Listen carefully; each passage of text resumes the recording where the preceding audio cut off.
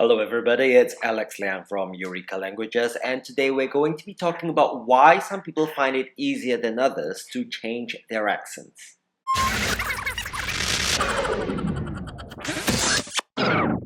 At the 2016 Eurovision Song Contest held in Stockholm, Sweden, Australia was represented by singer DAMI. Many people had noted that DAMI was in fact an immigrant from South Korea. She was born in Seoul and moved to Australia at the age of 9. Yet many people were surprised that, hey, she sang just like an Australian person. And in a less PC version, many people were saying, ooh, she sounds so white.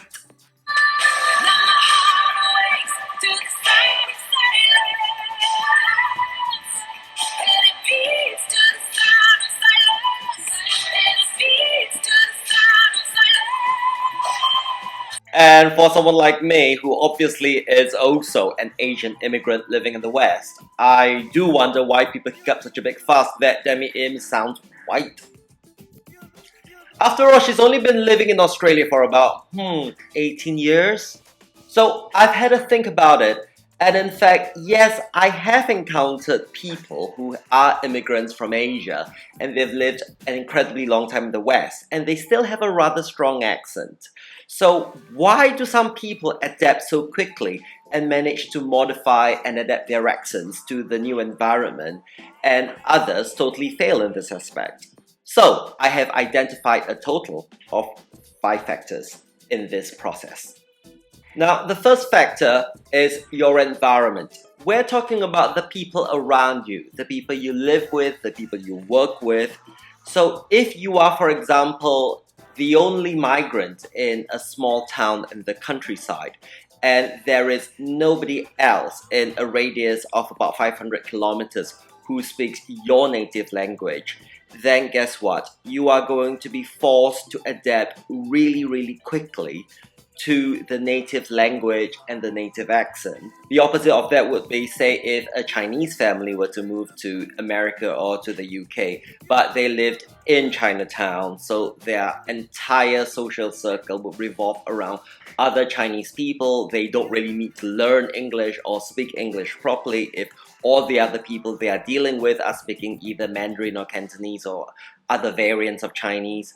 Then they are not in an environment whereby they have any need or incentive to improve the way they communicate in English. And the second factor is a willingness to recognize the validity of the local accent. So there are some migrants to the UK who simply have no intention whatsoever to change or alter their accents. The worst culprits are Americans. I have met Americans who have lived here for 3 or 4 decades, and they have no intention whatsoever to stop speaking with an American accent. I think it's because they feel that there's absolutely nothing wrong with American English, or that an American accent is in no way whatsoever inferior to a British accent. And they do not feel any compulsion or motivation to change the way they speak.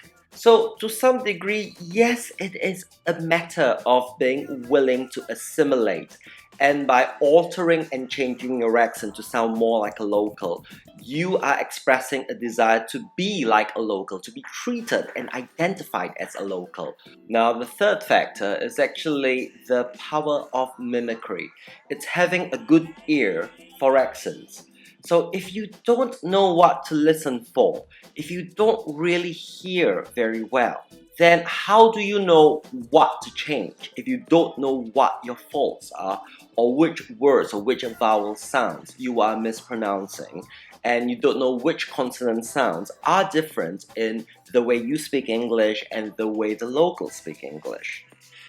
It is a little bit like having a good ear for music. Some people are totally tone deaf, so they are not very good at listening. They do not pick up the subtleties, the differences in tone, in pitch, in music. So they have that very same problem when it comes to learning languages. They simply cannot hear the difference, and they cannot hear their mistakes. Now, the fourth factor is whether or not you feel the need to change your accent. Now, I live in London. It's a very cosmopolitan city.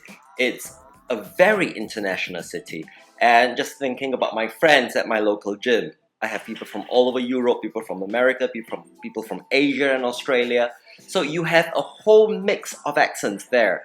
So you are really quite used to hearing English spoken with a non-standard accent from another country. So in such an environment, nobody really feels the need to change the way they speak because there's a whole range of different accents you're confronted with, and it's no big deal being different. Now, compare that to, say, a child who is sent to a small school in a village in rural Scotland, and he is the only foreigner in that school, and every other student in that school speaks with that local accent, and that poor migrant child is the only one who sounds like Johnny Foreigner. So in that situation, the child would feel a greater need to assimilate or to change his accent and adapt his accent to sound more like his peers because of peer pressure. Now, how much peer pressure you experience to alter and adapt your accent depends entirely on your personal circumstances, about where you go to school, where you work, whom you work with, where you live, whom you live with, your local community. But that can have a big impact on whether or not you even feel the need to adapt and alter your accent in the first place. And the last factor is quite simply, can you get help? Do you need a voice coach, or do you actually have friends who are willing and able to help you with your accent? Now, changing your accent is not easy. Let's not pretend it's easy. Habits are very, very hard to break. Now, I'm from Singapore, and they have an incredibly strong local accent there. And trying to get a Singaporean to speak like a British person or an American person, you are talking about undoing habits that the Singaporean has learned from day one, from the moment he started speaking as an infant with his family. So trying to unpick all of that and introducing new rules, new pronunciation rules, it is an immensely difficult process. And the best way to do it is actually with professional help, with a voice coach. I think that amongst my friends, it's very un-PC. It feels almost very impolite, very rude if a non-British person were to make a mistake when they speak English, say they mispronounce a word. It's considered totally unacceptable, totally rude to correct them and to point out their mistakes. And so what we do instead is we simply ignore the mistake. We understand what they're trying to say in spite of the mispronunciation. And life just goes on, and they are blissfully unaware that they have been mispronouncing this word all along. So a lot of migrants actually keep their accents because they have English friends who are too afraid of being un-PC if they ever dare bring up the issue of their accent. So I hope you found this video interesting. So what do you think about this topic? Do you wish to change, modify, or adapt your accent? Why do some people do it more successfully than others? Or do you think there's anything else that I have left out on the issue and that I've not covered in this video? Leave a comment below and let me know what you think. Let's talk more about the learning of languages. Don't forget to check out my app on Eureka Languages if you wish to find out more about learning foreign languages. Thank you very much for watching, and I'll see you in my next video real soon.